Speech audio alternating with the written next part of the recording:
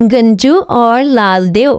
किसी गांव में एक लड़का रहता था जिसका नाम गंजू था। वो अपनी बूढ़ी माँ का वाहिद इकलौता सहारा था। बचपने में ही इसके बाबा इंतकाल कर गए थे।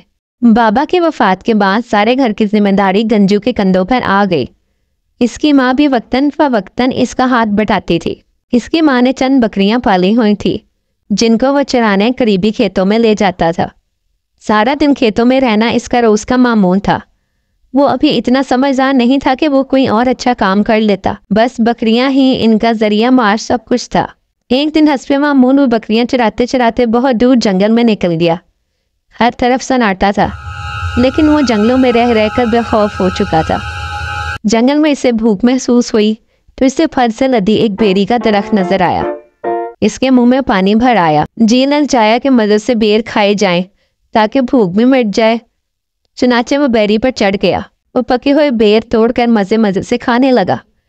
थोड़ी देर ही गुजरी थी कि अचानक बेरी के नीचे एक देव नमूदार हुआ, जिसने मासूमाना अंदाज में कहा, बच्चे तुम कौन हो? मैं गंजू, अपनी अम्मी का इकलौता लाडला बेटा। बताओ तुम कौन हो और इस जंगल में क्यों फिर रहे हो? देव के लहजे में सख्ती आ गई। कहने लगा, मेरा नाम लाल देव है और ये इलाका, ये जंगल हमारे कब्जे में है। तुम कौन होते हो मुझसे सवाल करने वाले गुस्ताख बच्चे? गंजू डर के मारे सहमा का सहमा रह गया। लाल देव दरअसल गंजू को पकड़ना और कैद करना चाहता था। प्यार से कहने लगा, प्यारे बच्चे, तुम्हारा नाम क्या है और तुम जंगल में क्यों आए हो? गंजू ने जवाब दिया, बचपन में मेरे सर के सारे बाल गिर गए। लोग मुझे गंजू के नाम से पुकारने लगे तो मेरा नाम गंजू ही रख दिया गया। मैं अपनी बकरियां चराता हूँ।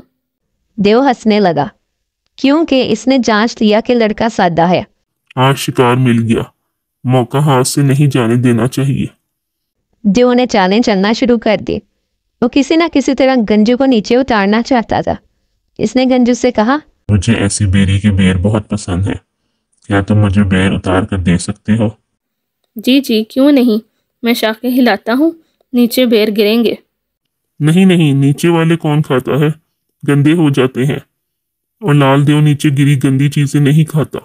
आप हाथ फैलाकर नीचे खड़े हों, मैं ऊपर से बेर फेंकूंगा। मेरे हाथों में छेद है, बेर नीचे गिर जाएंगे। तुम अपने कंधे वाले रुमाल में बांधकर थोड़ा नीचे आकर मुझे देना, मैं ले लूंगा। गंजू बेचारा सादा सा लड़का था। उसने बहुत से बेर रुमाल में इकट्ठे बांधे और नीचे आकर जैसे ही हाथ लंबा किया, देव ने गंजू को खींचकर अपने साथ एक गठरी में दबोच लिया और चल पड़ा। वो बेचारा इस देव का कैदी बन चुका था। देव जंगलों से होता हुआ बहुत दूर निकल गया।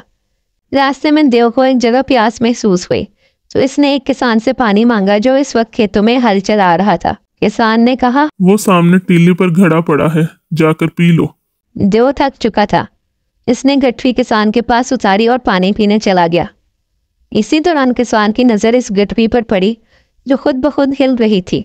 लड़के के रोने की आवाजें आ रही थी। इसने मौका पाकर गठरी खोली तो गंजू बाहर आ गया। गंजू ने सारा वाकया बयान किया। किसान ने इसे देव की कैद से आजाद कर दिया और गठरी में मिट्टी कांटे भरकर रख दिए। थोड़ी देर बाद देव आया, गठरी उठाई और चल पड़ा। रास्ते में चलते हुए जब इसे कांटे चुभे तो कहता, मैं घर जाकर तुम्हें देखूंगा। अब तुम मेरी खुराक बन जाओगे। तुम्हें मुझसे अब कोई ताकत नहीं बचा सकती।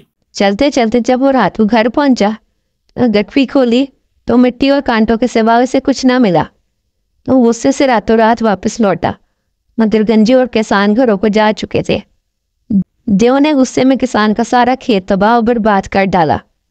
सुबह जब किसान की आंख खुली तब वो हस्बे मामूल खेतों में आया, जहां हर तरफ बर्बादी के आसार नजर आ रहे थे। किसान ने नाराज होने के बजाय अल्लाह का शुक्र अदा किया कि इसने खेत की कुर्बान करके एक मासूम बच्चे को देव की कैद से आज़ादी दिलाई है। एक वक्त आया कि किसान बीमार हो गया। डॉक्टरों की तरफ से लाइलाज करार दे दिया गया। किसान किसी ने बताया कि एक दरवेश सिफ्त इंसान गांव में रहता है। अल्लाह पाक ने इन्हें माल और दौलत से माला माल फरमाया है। वो दुखी इंसानों की खिदमत करता है। तुम इसके पास जाओ। किसान ने बेटों से कहा, जिंदगी मौत अल्लाह के हाथ में है। आप मुझे इस दरवेश सिफ्त इंसान के पास ले चलो। बेटे किसान को लेकर दरवेश के पास पहुंच गए। इसने किसान को काबिल इलाज करार देकर इसका तिब्बी रूहानी इलाज शुरू कर दिया। किसान कुछ अरसे के इलाज के बाद तंदुरुस्त और तवाना हो गया। आखिर दरवेश ने किसान से पूछा, तुमने मुझे पहचाना नहीं? मैं आपको नहीं जानता। दरवेश ने कहा, मैं वही गंजू हूँ जिसे आपने लाल देव की कैद से आज़ाद करवाया था। आज अल्लाह पाक ने आपको इसका सिला दे दिया। किसान ने गंजू को गले लगाया, अल्लाह का शुक्र अदा करते हुए सजदा रेज हो गया। कैसी लगी आपको कहानी? कहानी पसंद आई है तो हमें सब्सक्राइब कर दें।